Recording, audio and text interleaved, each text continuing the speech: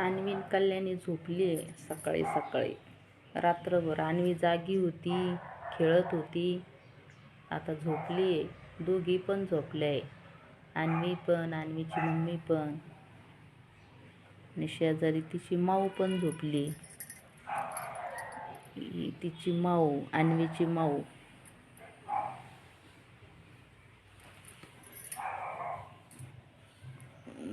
ऊन पडलंय.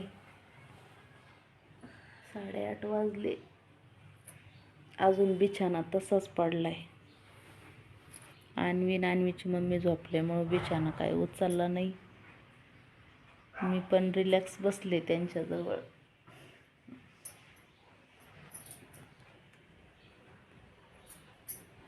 आवरायचंय अजून. सकाळचा राडा तसाच पडलाय.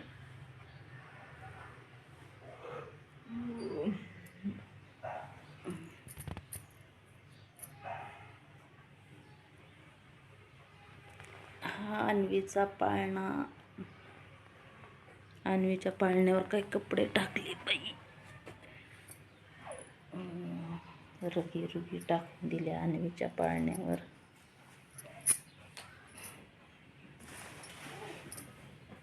हा अन्वीचा पाळणा.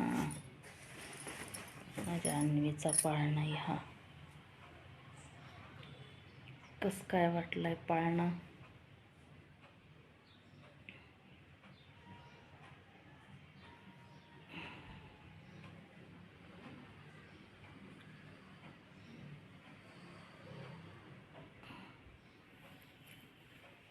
अन्वी जोपर्यंत उठत नाही तोपर्यंत बिछाना काय उचलायचा नाही, तसाच पडू द्यायचा.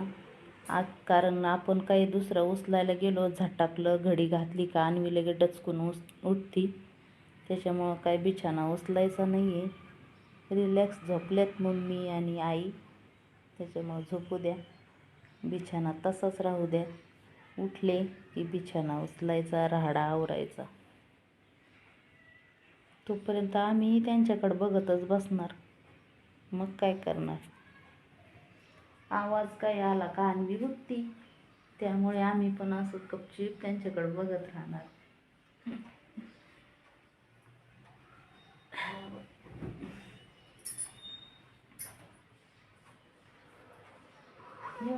अन्वी चुळबुळ करतीये. अन्वी चुळबुळ करतीये.